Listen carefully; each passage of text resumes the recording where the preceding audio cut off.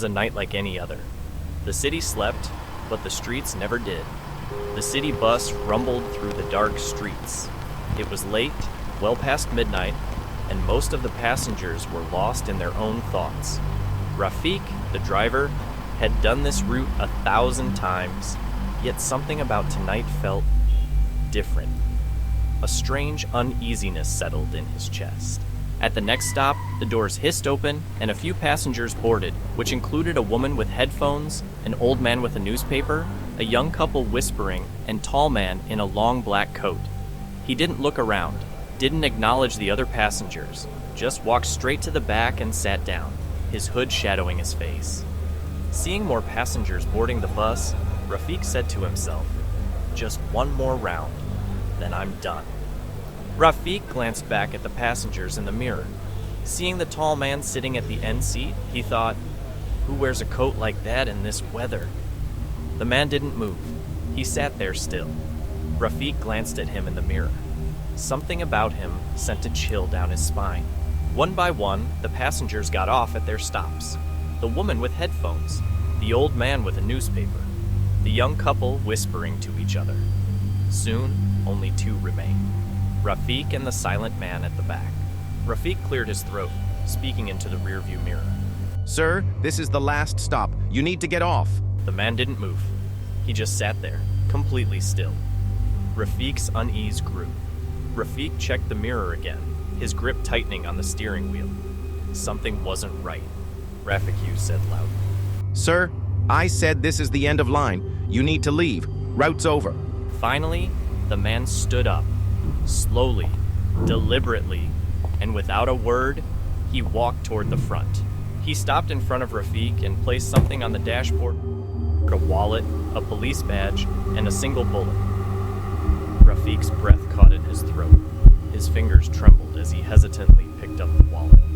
He flipped it open, and his blood ran cold. The ID inside belonged to Detective Cameron Malik, a man who had been declared dead 1 year ago. He whispered to himself, "No, this can't be." Rafik's breath hitched, and then it hit him. He got lost into some memories. A year ago, Rafik was driving this very route when Detective Cameron Malik boarded his bus. He was investigating a gang smuggling operation, and Rafik was a part of it. Cameron uncovered something he shouldn't have. As a result, Cameron never made it home that night. Rafik looked up at the man. His voice cracked. Who are you?" The man pulled back his hood. It was Cameron. His face was pale, his eyes dark. "This is impossible. You're dead." The man finally spoke, his voice deep and calm, yet heavy with an unshakable weight. "I never got off this bus, Rafik." Rafik's face crumpled. He stammered, trying to explain himself. "I didn't have a choice. I was just following orders. They would have killed me." Cameron didn't blink. "Neither do you have now. Now, drive." Rafik's heartbeat pounded in his ears. He asked, "Where?" The man tilted his head slightly. "You know where?" Rafik swallowed hard and started driving. Panicking badly, he asked Cameron, "Where are we going? What do you want from me?"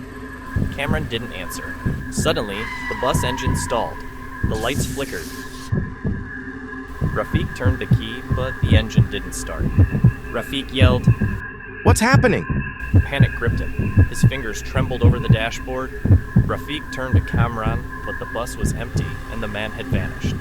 The doors slammed shut, the windows fogged up, and then a whisper filled the air. It was Cameron's voice. "You should have told the truth." Rafik's breathing quickened. The steering wheel turned on its own. The bus was moving, driving itself. Rafik got a terrified face as he realized that he was no longer in control. Tears welled in Rafik's eyes, and he Please let me go." The whisper turned into a voice, Cameron's voice, which said, "You never let me go." The headlights flickered, illuminating a road that didn't exist, a road leading into nothingness. The speed of the bus increased, and the bus disappeared into the darkness. And then, everything went silent. The next morning, authorities found an abandoned bus parked at the final stop. The doors were open, the engine was running, the headlights were still on, but there was no sign of Rafik. Only a wallet, a police badge, and a single bullet. Only one thing was certain. The bus was still idling, waiting for its next passenger.